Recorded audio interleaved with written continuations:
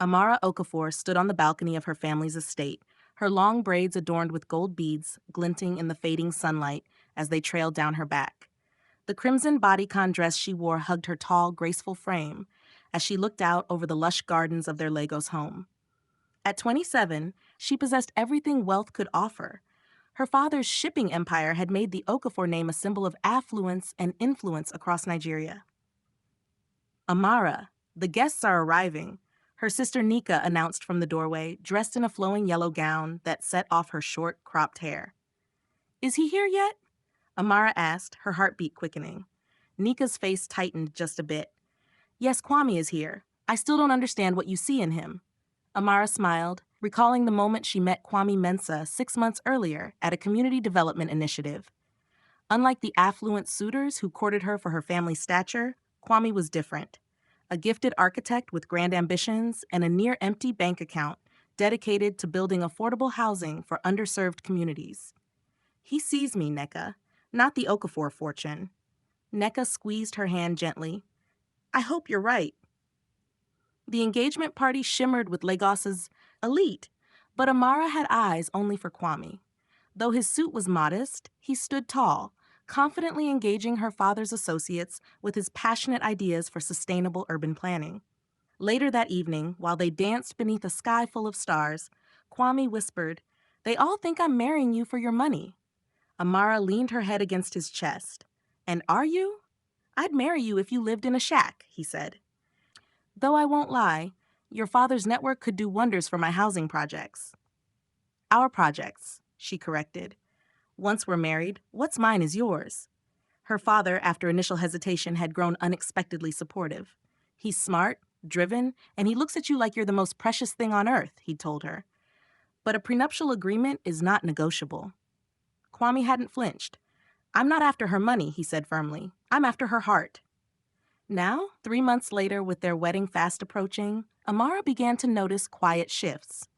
Kwame tensed during talks about finances, resisted her father's offer to buy them a home, and insisted they live in his modest apartment instead.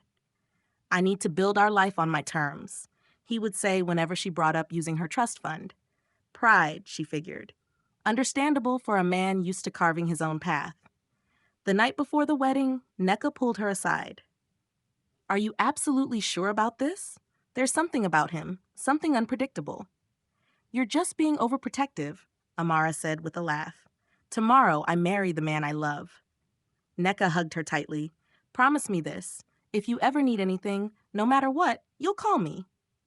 I promise, Amara replied breezily, unaware of the weight those words would come to hold.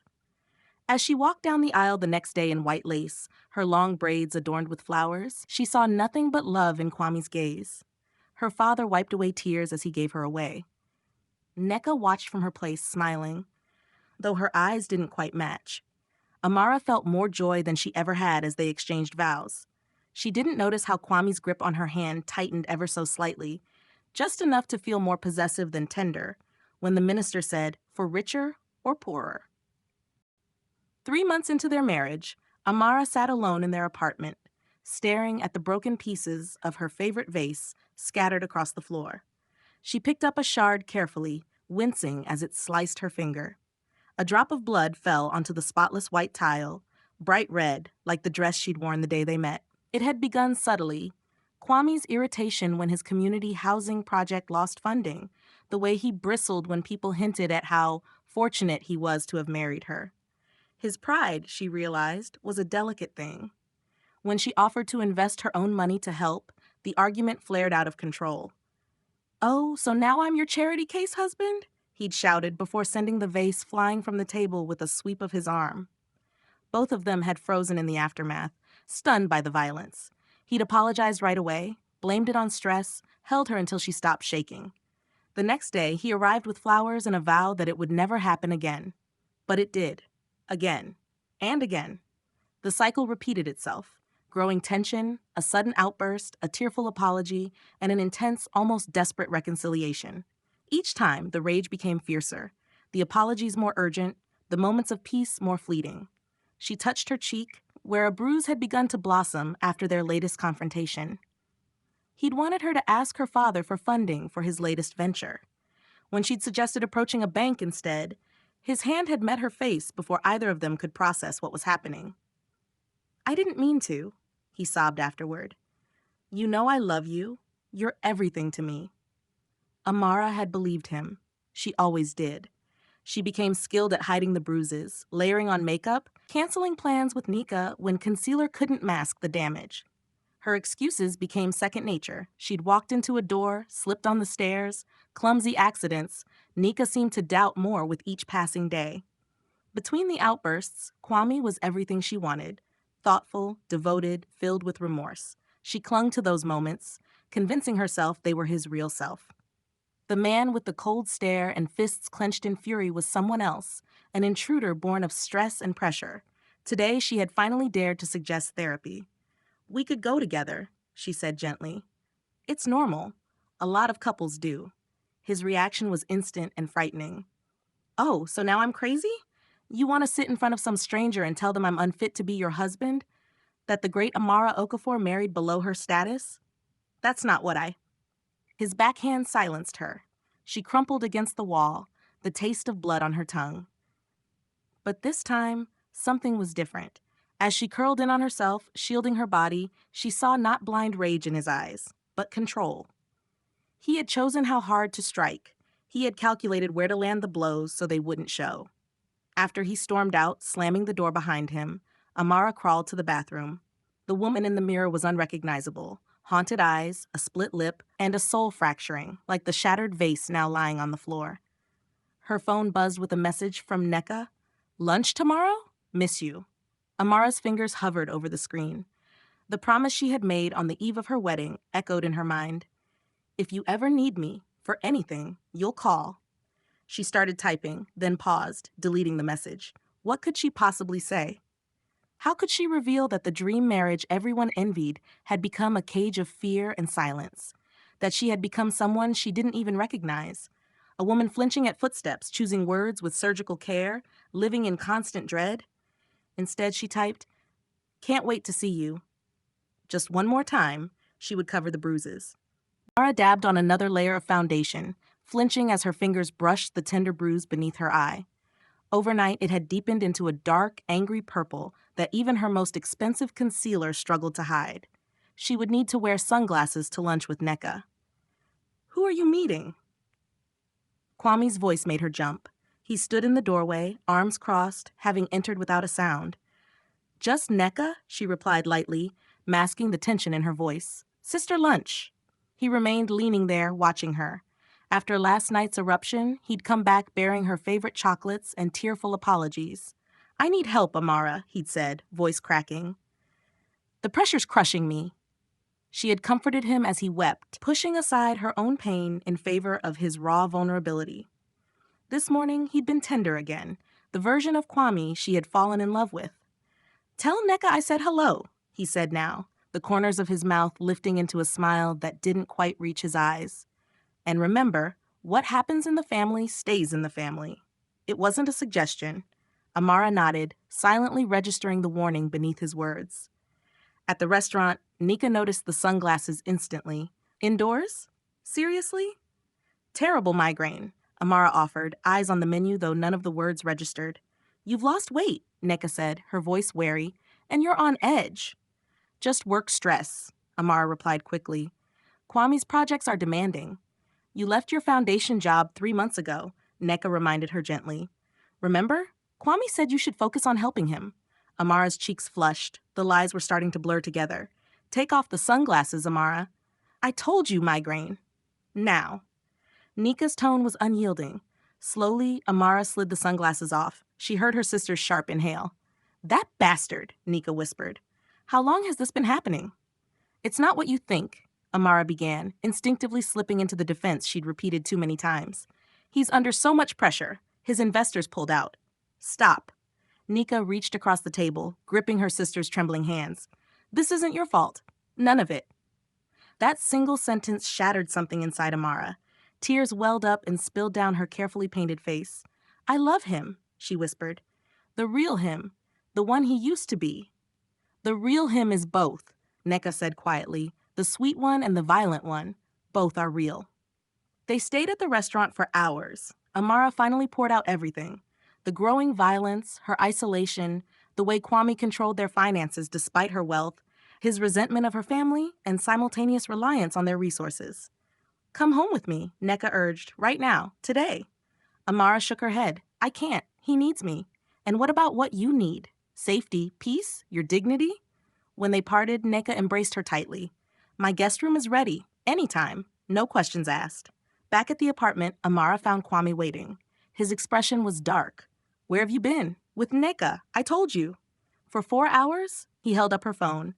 Your sister called. Wanted to make sure you got home. Told me to remind you her offer still stands. Amara's blood ran cold. You answered my phone? What offer? He demanded. What did you say to her?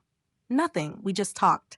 His hand shot out, seizing her arm. You're lying. You're hurting me, she whispered.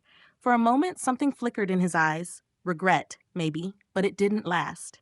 His grip tightened. We're a team, he said through clenched teeth. We face things together. You don't betray me by running your mouth to outsiders. She's my sister. And I'm your husband, he roared, striking her across the face. She fell, stunned. I gave up everything for this marriage, my freedom, my pride, and now everyone looks at me and sees a man who married for money. As his fists rained down, Amara curled into herself, trying to shield her head. Through the pain, one truth emerged with piercing clarity. This was no longer about love. It was about control. And she had to leave, if she survived the night. The knocking startled Amara from a restless sleep. She blinked into the darkness, disoriented.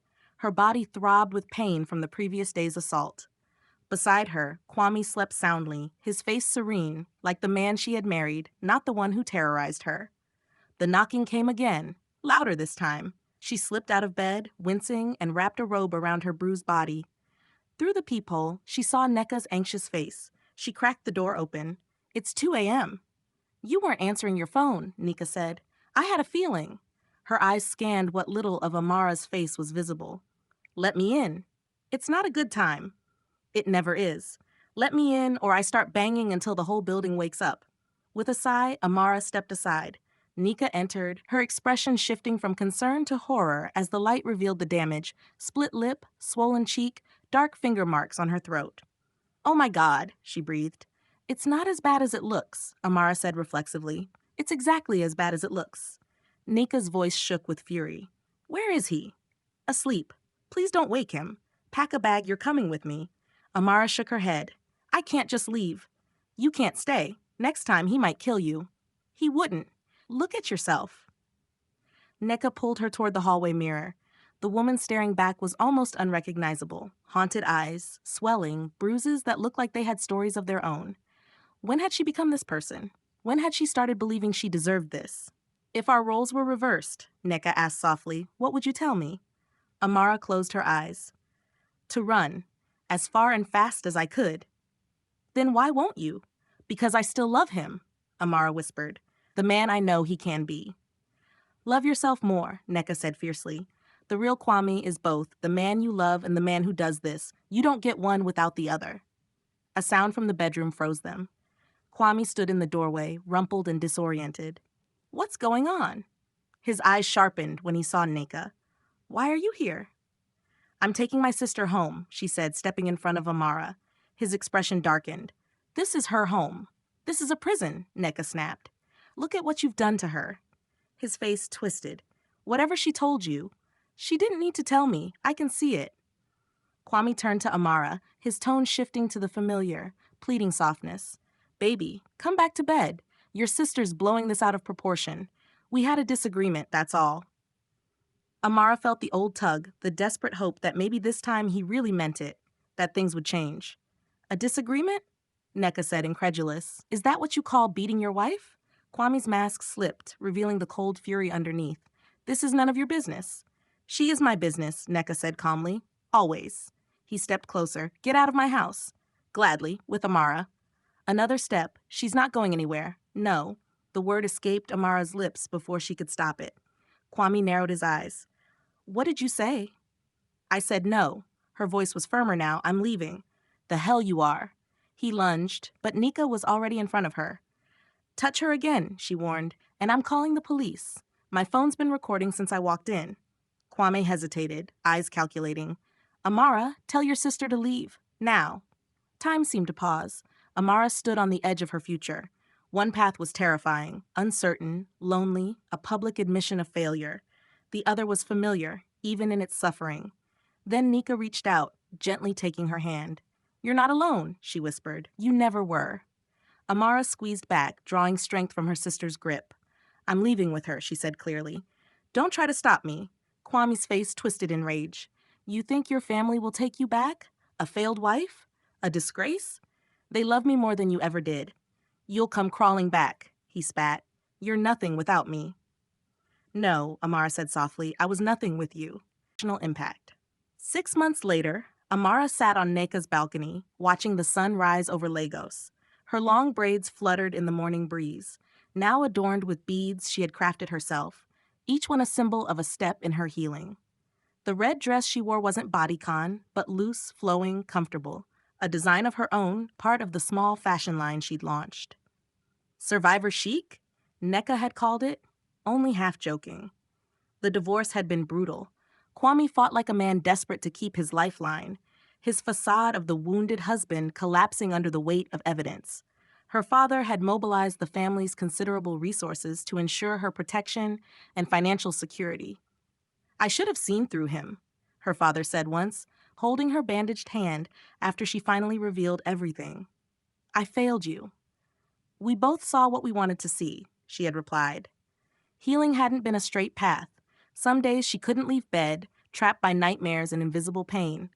But on days like this, with the sun on her skin, she remembered who she used to be and glimpsed the woman she was becoming. The sliding door opened behind her. Nneka stepped out, 2 steaming mugs in hand. You're up early, she said, settling beside her.